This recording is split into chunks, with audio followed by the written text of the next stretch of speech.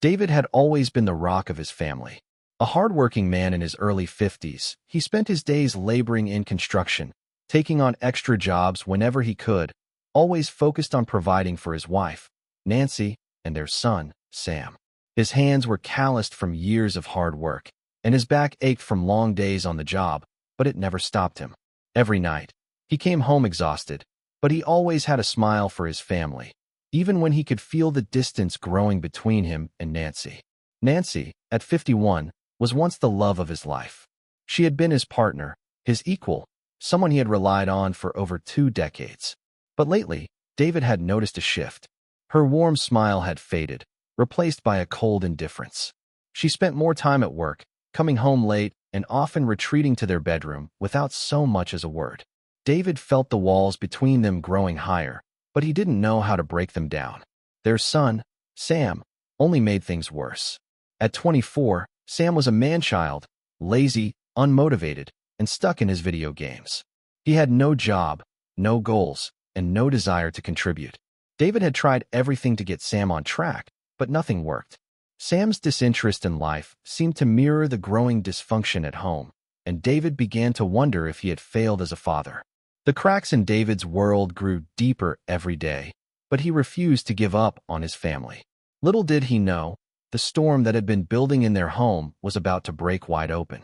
And when it did, David's life would never be the same again. The storm had raged for hours, battering the house with heavy winds and torrential rain. David, exhausted after a long week at work, was looking forward to a quiet evening at home, maybe a hot meal and a drink to unwind. But that wasn't in the cards for him. As the rain continued to hammer the roof, Nancy came into the living room, her face tight, with something David couldn't quite place. She looked like she had made a decision, one that would change everything. "David," Nancy said, her voice unusually calm. "The shed door out back. It's completely ruined. The storm must have taken it down. We need to fix it right away." David, still groggy and drained from his day, stared at her, confused. "What? Right now? Nancy, I'm really not up for this tonight. I'm exhausted." Nancy didn't seem to hear him. She just stood there, her arms crossed, an unreadable expression on her face. "It's important, David. You know how much stuff we have out there. If it's left open, it'll get ruined. I need you to take care of it." David let out a heavy sigh, feeling the weight of her words hanging in the air. The shed was just a small part of their home, but the thought of letting things fall apart now, after everything they'd been through, didn't sit right with him. He had worked hard to keep everything together for years, and the idea of neglecting even the smallest task felt like failure. So, despite his fatigue, he nodded and reluctantly grabbed his tools. He knew it wasn't just about fixing the shed. It was about proving to Nancy that he still cared, that he was still committed to their life together. But as he went out into the cold, howling wind to face the task, a sense of unease began to crawl up his spine. The wind was fierce, and rain lashed against his face as David worked. The door to the shed had been torn off its hinges by the storm, and the damage was more than he expected. He worked diligently, but his mind kept drifting to Nancy. He had noticed the distance between them growing over the last few months, the quiet, cold spaces where warmth and connection used to be. Even the way she spoke to him now felt different, distant, like she was speaking to a stranger. He thought back to that night a week ago when she told him she was tired of everything, but they never really talked about what that meant. Maybe this was the beginning of something more, but he didn't know what. He felt like he was losing her, and there was nothing he could do to stop it.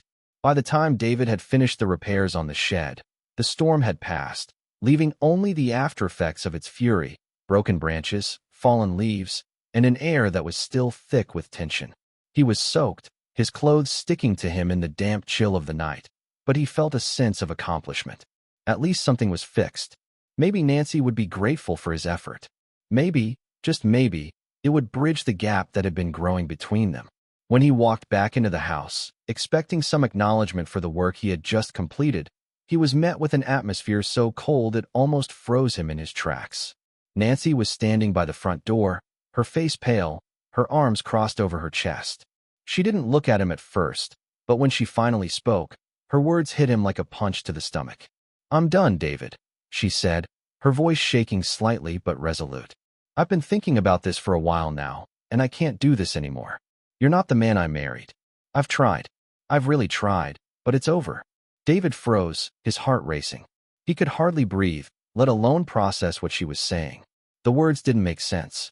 It felt like a dream, a nightmare, something he couldn't quite wake up from. What do you mean it's over? He stammered. Nancy, what are you talking about? Nancy took a deep breath, the weight of her words seemingly crushing her. I don't want you here anymore, David. You're not part of this family anymore. You've been so distant. I don't feel like I even know you anymore. I need you to leave. Now. David's legs felt weak beneath him. He couldn't comprehend what was happening. What? You're kicking me out? He asked, his voice cracking with disbelief. Nancy's eyes filled with tears, but there was no turning back now. I can't live like this anymore. I've been thinking about it for weeks, and I can't keep pretending that everything's fine. You need to leave. You're not welcome here anymore. David's mind raced, his emotions swirling in every direction. He tried to reason with her, to make her see the years they had spent together, the family they had built. He pleaded with her, his voice desperate, but it was no use. Nancy had made up her mind. She was done. With nothing left to say, David gathered his things, numb to the pain searing through him. He could hardly think straight as he stepped out into the cold night. The house, once a home, felt like a prison now. He couldn't believe how quickly everything had crumbled. What had gone wrong? How had everything fallen apart so suddenly? David had nowhere else to go. He had no family close by, and his pride wouldn't allow him to ask for help from anyone else. He couldn't go back to his old life, at least not yet. He needed time to think, to process everything that had happened. So, with nothing more than the clothes on his back and a broken heart, he drove to Mike's house. Mike had been his best friend for years, always there when David needed him, and though it hurt his pride, David knew he had no choice but to turn to him now. Mike didn't ask questions when David showed up at his door. He didn't need to. He could see the pain in David's eyes. Without saying a word, Mike let him in, handed him a beer, and they sat in silence, letting the weight of the moment sink in. David sank into the couch, feeling utterly defeated. The world he knew, the life he had worked so hard to build, was slipping through his fingers. What happened to the man he once was? The man who had been proud to come home every night to his family, to his wife. Where did it all go wrong? He didn't have the answers, and as he sat there, surrounded by the empty silence of the night, he wasn't sure if he'd ever find them. A few weeks after being kicked out of his own home, David was still struggling to find a way forward. Sleepless nights and days consumed by thoughts of betrayal left him questioning how everything had collapsed so quickly. He had given everything to this family, to Nancy, to Sam, yet here he was, with nothing but empty hands and a borrowed bed at his best friend's house. But fate wasn't done with him yet. It had more bitter truths to reveal. One dreary afternoon, as he sat alone in a familiar coffee shop, his phone buzzed with a message from an unknown number. David, I need to talk to you. It's important. Emily, Nancy's younger sister. She had never interfered in his marriage, yet now she was reaching out. A knot of unease tightened in David's stomach, but his curiosity overpowered his hesitation. He agreed to meet her. They met at a small cafe on the outskirts of town, somewhere discreet. Emily was already there when he arrived, her eyes darting around as if afraid someone might be watching. When David sat down, she let out a deep breath, as though deciding whether to speak at all. David, I'm so sorry for what happened to you, she began, her voice heavy with guilt. But I can't stay silent anymore. There's something you need to know. David felt his chest tighten. He put down his coffee and looked at her intently. Go on, he said, his voice low and steady. Emily dropped her gaze, her voice barely above a whisper. Nancy, she planned this. She's been planning to kick you out for months. This wasn't a sudden decision, not just a fight that went too far. She waited for the perfect moment to pull it off. David sat frozen. Everything he had believed about his marriage was crumbling before him. What did she do? He asked, his anger rising. Emily took a deep breath before continuing. She didn't just want to kick you out. She wanted the house too. You know that, legally, the house is still in your name. It was never shared property. But she took out a huge loan, using your house as collateral. And she never planned to pay it back. David's world spun. Nancy had taken out a loan using his house. That was why she had thrown him out? Every memory, every moment they had shared, it had all been a carefully orchestrated lie. Anger surged through him, his fists clenching as he struggled to stay composed. Why would she do that? What did she need the money for? Emily shook her head, bitterness in her expression. I don't know the full details, but I overheard her talking on the phone. She might have invested it in something, or she might have already spent it. Either way, you're the one paying the price. David's jaw tightened. He couldn't believe that the woman he had once loved could betray him like this. But if Nancy thought she could get away with stealing everything from him, she was dead wrong. Thank you for telling me, Emily, he said, his voice sharp as steel. I won't let her get away with this. That evening, David contacted a lawyer. After hearing the full story, the attorney leaned forward, eyes gleaming with determination. We have a strong case, he said. If the house is still in your name, Nancy had no legal right to evict you. And taking out a loan without your consent? That's fraud. For the first time in weeks, David felt a flicker of hope. He wasn't going to let Nancy ruin him. If she wanted a fight, she was about to get one. A few weeks after uncovering Nancy's betrayal, David knew it was time to strike back. He had spent sleepless nights going over every detail with his attorney, also named David, ensuring that their case was airtight. The evidence was overwhelming. Nancy's fraudulent loan, her deliberate deception, and her illegal eviction of him from his own home. There was no doubt. She had crossed the line, and now she was going to face the consequences. By Friday, all the paperwork was in order. The lawsuit was officially filed, and David's lawyer assured him that they had a strong chance of winning. But that wasn't enough. David didn't just want justice in the courtroom. He wanted his home back. Early Monday morning, David and his attorney arrived at the house, accompanied by 2 police officers. His heart pounded as he stood in front of the place he had once called home. It felt foreign to him now, like a crime scene rather than a sanctuary. The officers knocked firmly on the door. Nancy answered, still in her robe, her eyes widening in shock when she saw David standing there. Sam, standing behind her, scowled as if he had been expecting this confrontation. Nancy Roberts, one of the officers said sternly, holding up the legal documents. This house is legally owned by David. You have 48 hours to vacate the premises. Failure to comply will result in forcible removal. Nancy's face went pale. Wait, no, this is a mistake. Please, let's talk about this, she pleaded, her voice trembling. Tears welled up in her eyes as she reached for David's arm. David, we can fix this. We were a family once. Don't do this. David took a step back, his expression unreadable. You made your choice, Nancy. You lied to me. You stole from me. You threw me out of my own home. Now it's your turn. Sam, who had been silent until now, suddenly lunged forward, his face twisted with rage. You piece of garbage. You think you can just waltz back in here and kick us out? You're nothing but a washed-up loser. One of the officers stepped between them, raising a hand. That's enough. You have 48 hours. Don't make this harder than it needs to be. Nancy collapsed onto the couch, sobbing uncontrollably. Sam, still seething, stormed off to his room, slamming the door so hard that a picture frame crashed to the floor. David felt a strange mix of emotions, vindication, relief, but also an unexpected sadness. This was the woman he had loved, the family he had built, and yet they had become nothing more than adversaries. The next 2 days passed in a whirlwind. Nancy tried calling him repeatedly, leaving voicemails filled with desperate apologies and empty promises. Sam posted rants online, blaming David for destroying his life. But none of it mattered. The law was on David's side. By Wednesday morning, the deadline had arrived. When David and the officers returned, they found the house in chaos. Nancy and Sam had left, but not without leaving their mark. The living room was a disaster, furniture overturned, trash scattered everywhere. Walls were scuffed, doors left ajar. The kitchen reeked of spoiled food, and in the bedroom, drawers had been emptied onto the floor, as if in a final act of spite. David exhaled slowly, taking it all in. It was a mess, but it was his home. And for the first time in a long while, he felt like he was exactly where he was meant to be. His lawyer patted him on the back. It's going to take some work, but you did it.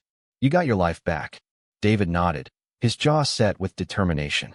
Yeah, and now I rebuild. After being forced out of the house, Nancy and Sam had no choice but to rely on the generosity of their relatives. At first, they stayed with one of Nancy's cousins, who took pity on them and offered a spare room. But the arrangement was far from comfortable. Nancy and Sam were no longer in control. They were guests, dependent on someone else's rules, and that was a hard pill for both of them to swallow.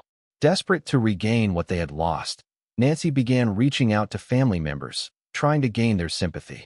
She told them that David had heartlessly thrown them out, painting herself and Sam as victims. She even convinced a few relatives to speak to David on her behalf, pleading for him to let them return home. One evening, David received a call from Nancy's older sister, Margaret. "David, I know Nancy made mistakes, but don't you think she's suffered enough?" Margaret asked. "She has nowhere to go. Neither does Sam.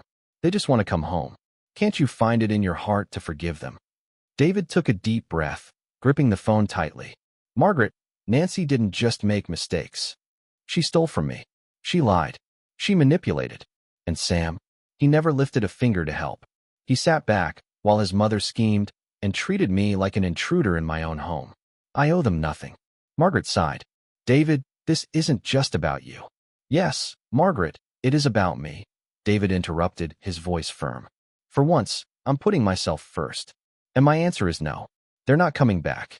After that conversation, word spread quickly among the family. Some took Nancy's side, calling David cruel and unforgiving. But others started seeing the truth. They heard about the fraudulent loan.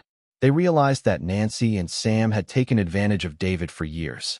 And slowly, support for Nancy and Sam started to wane. Nancy and Sam's temporary refuge didn't last. The cousin they were staying with soon grew tired of their entitled attitudes. Sam refused to look for work, spending his days glued to his phone, complaining about how unfair life was. Nancy, once a master manipulator, struggled to maintain her facade. The stress of losing everything had worn her down. When the cousin overheard Nancy on the phone, still scheming ways to manipulate David into taking her back, it was the last straw. "You both need to leave," the cousin told them one evening, standing at the doorway to the guest room. "I took you in because I felt sorry for you, but I see now that you haven't changed. You still think someone else is going to fix your mess. I'm done. Find somewhere else to stay." Nancy tried to argue, but it was useless. Within the hour, she and Sam were out on the street with nothing but their suitcases. Calls to other relatives went unanswered. No one wanted to take them in anymore. The web of lies they had spun had finally collapsed, leaving them stranded. That night, as David sat on his newly reclaimed porch, watching the stars, he received a final, desperate voicemail from Nancy. Her voice was barely above a whisper. "David, please. I have nowhere to go. Sam and we made mistakes, but we don't deserve this. Please, just talk to me." David listened to the message, then slowly deleted it. He had made his decision. Nancy and Sam had built their house of lies. Now, they had to live in its ruins. David slowly began to rebuild his life, piece by piece. The wounds were still fresh, but with each passing day, the weight on his shoulders grew lighter. The house, once a symbol of betrayal, was now a place of healing. He poured his energy into fixing the damage, replacing broken windows, repairing the roof, and repainting the walls. It wasn't just the house that needed repairs. His soul, too, needed to be put back together. In those quiet moments, as he worked alone in the house, David began to understand something deep about human nature.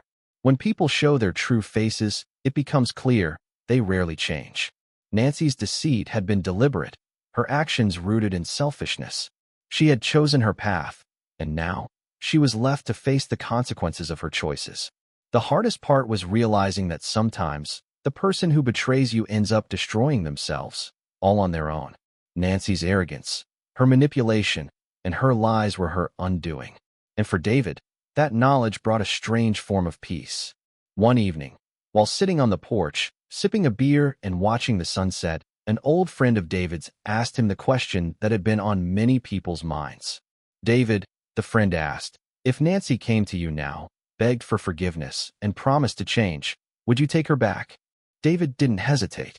He chuckled softly, the sound of it almost bitter. "No way," he said firmly. "Some bridges can't be repaired.